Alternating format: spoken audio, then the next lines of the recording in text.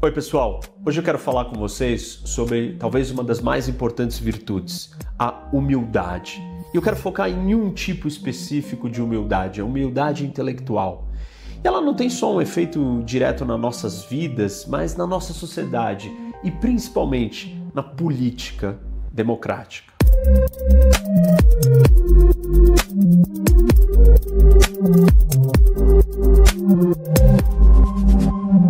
Para a democracia dar certo, ela requer trabalho constante, principalmente de respeito mútuo, a capacidade de você escutar os outros e aprender. Ou seja, quando a gente fala de humildade, nós temos que colocar em perspectiva que tem duas forças que se chocam dentro de uma democracia, que é o conceito ou a ideia de convicção com a ideia de humildade. De um lado, na democracia, nós precisamos que as pessoas, os cidadãos, eles estejam engajados, comprometidos, e isso vem da convicção.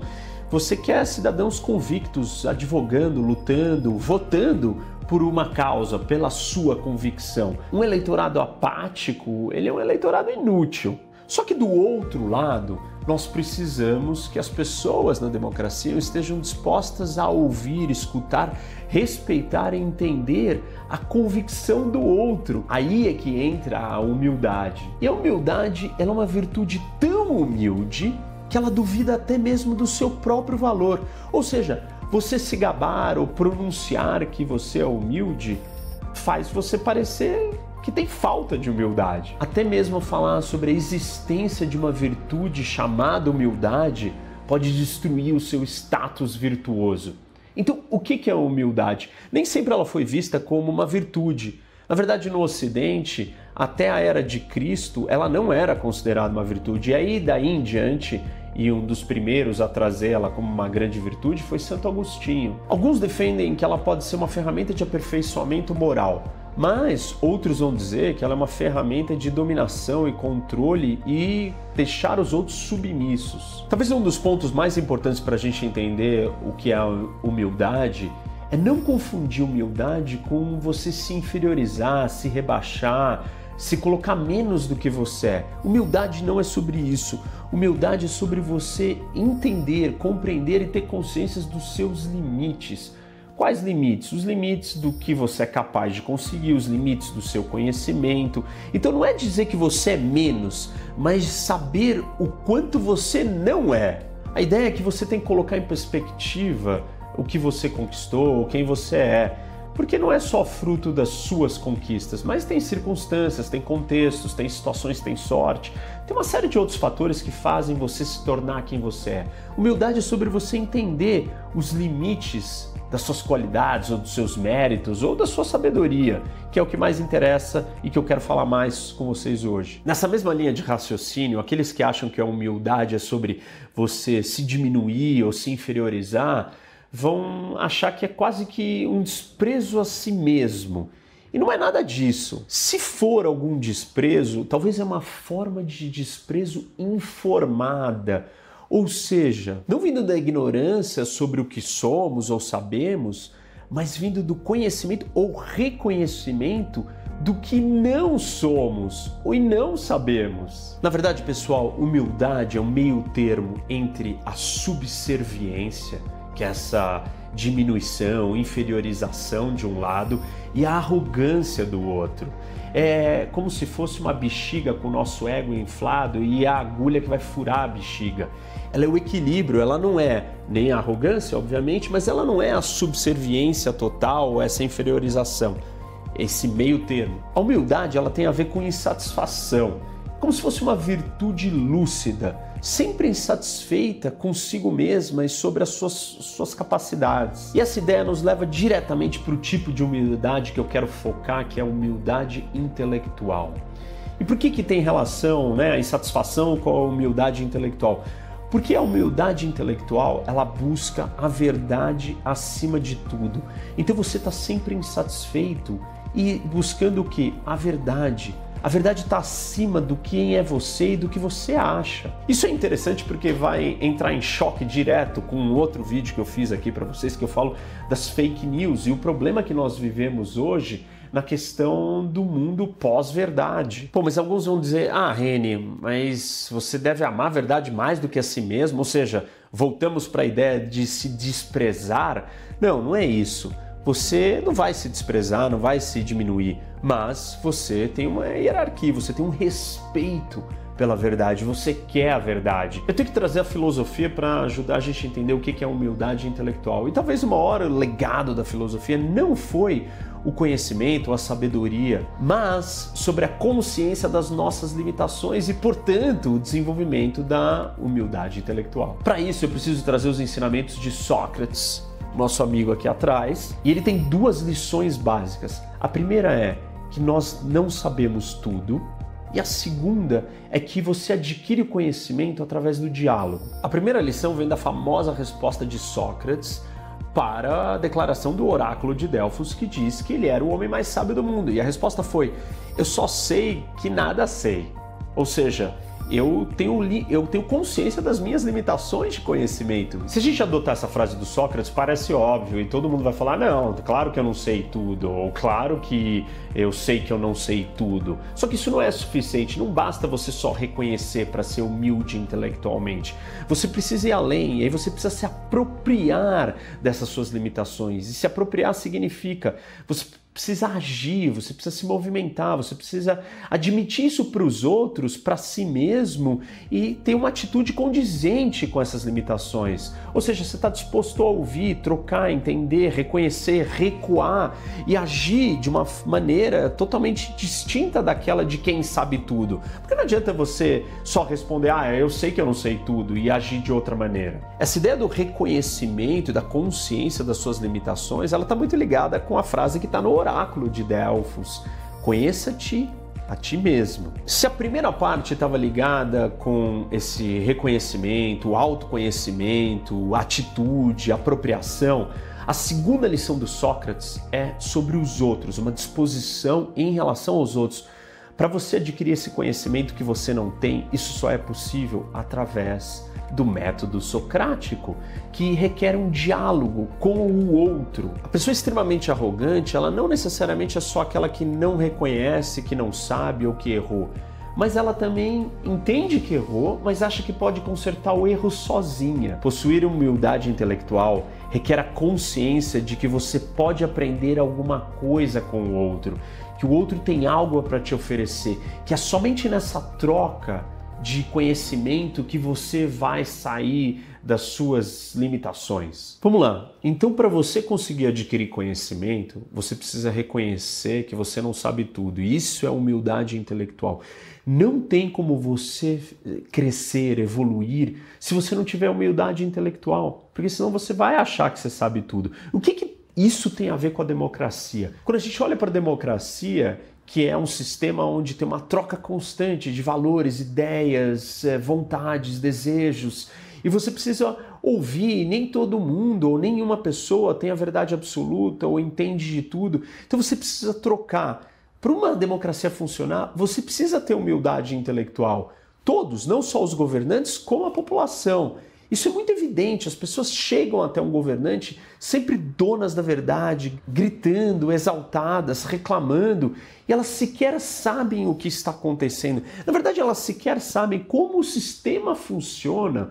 Falta humildade intelectual para que a democracia se desenvolva. E também falta humildade intelectual para os líderes incapazes de perceberem que eles não têm a solução de tudo sozinho e eles precisam conversar com as pessoas.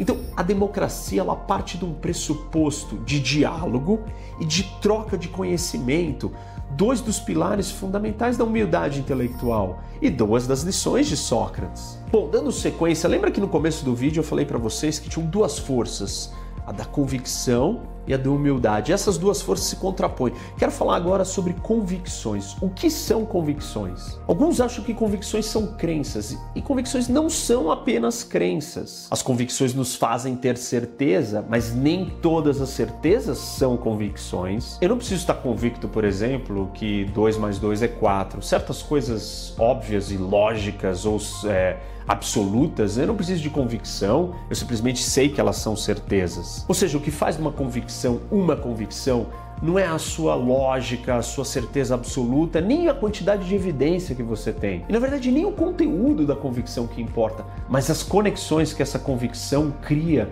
com os contextos, com a nossa identidade, com a nossa história. Convicções sim envolvem alguma crença, mas primariamente uma crença ligada a ações, a comportamento. Talvez o elemento mais importante das convicções é que elas estão ligadas com a nossa identidade.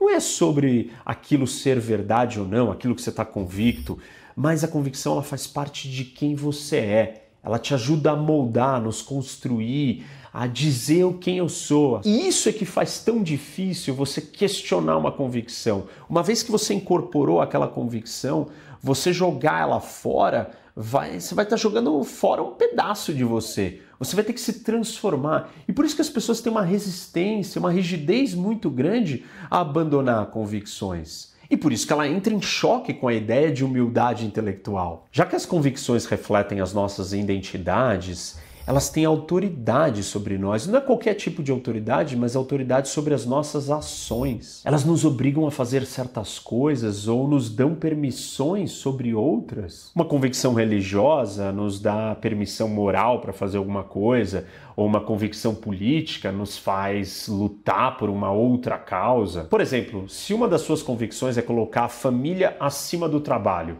e aí você tem uma reunião de trabalho marcada para um horário que você já estaria em casa com seus filhos, o que você vai fazer? Você simplesmente não vai na reunião ou vai desmarcar a reunião porque você vai estar com a sua família.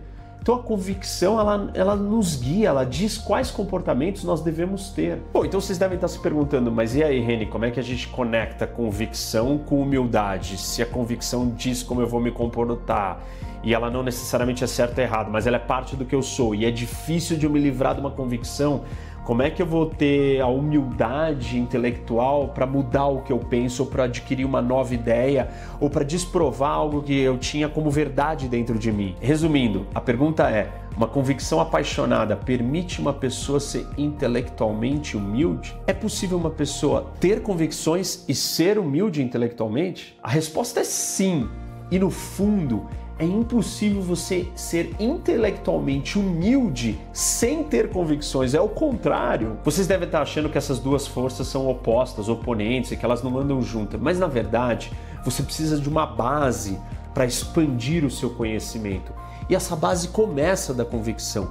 Se você não tiver convicção de nada, você simplesmente vai ser aquela pessoa subserviente, inferiorizada. Então você precisa ter alguma convicção, mas não uma convicção total, absoluta, universal, mas sim dessa convicção você entender que existem limitações e ir expandindo. Ou seja, você precisa partir de uma base, e essa base são as convicções. Então você precisa da convicção para ter humildade intelectual. Bom, mas aí vocês devem estar se perguntando, mas eu posso ser humilde sobre uma convicção, Reni? A resposta é mais difícil, mas ela é sim. Eu vou usar um exemplo do Karl Popper, e aí para ele definir o que era ciência, ele trouxe o conceito de falseabilidade. Então você só poderia declarar ou criar uma tese científica se aquilo fosse falseável. Ou seja, aquilo não era absolutamente verdade. Você tinha que poder contestar com provas e evidências que aquilo estava errado. Se você trouxer uma tese ou uma teoria onde eu não possa falseá-la, ela sequer é uma ciência. É esse mesmo conceito, essa mesma ideia que nós temos que trazer para a relação entre a convicção e a humildade. Eu posso ser humilde sobre as minhas convicções? Sim, eu tenho que adotá-las com o princípio da falseabilidade.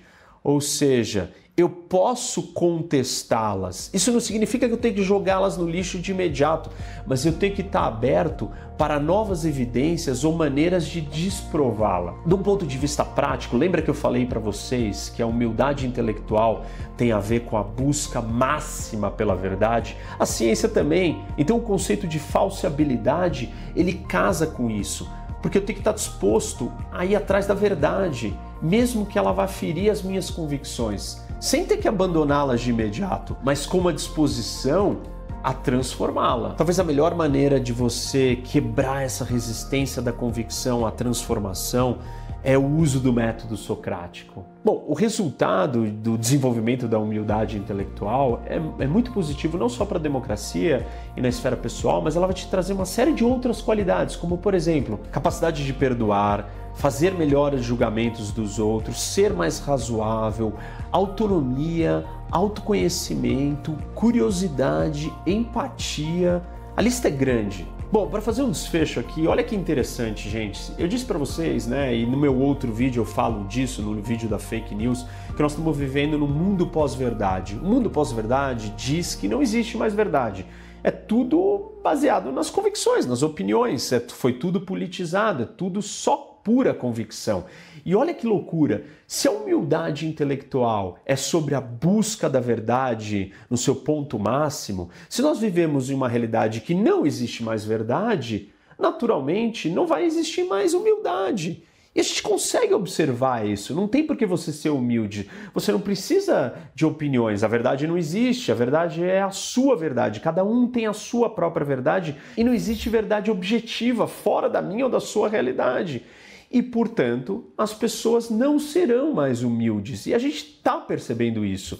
O fenômeno que eu comentei com vocês, tanto dos cidadãos quanto do político, o comportamento das pessoas mostra isso. Elas nunca chegam para você, ou num debate, ou numa discussão, ou num diálogo, falando, mas deixa eu ouvir o seu ponto. Todo mundo sabe tudo, todo mundo tem certeza absoluta e todo mundo é dono da verdade. E esse é um dos graves problemas que nós estamos enfrentando tanto na democracia e principalmente no Brasil.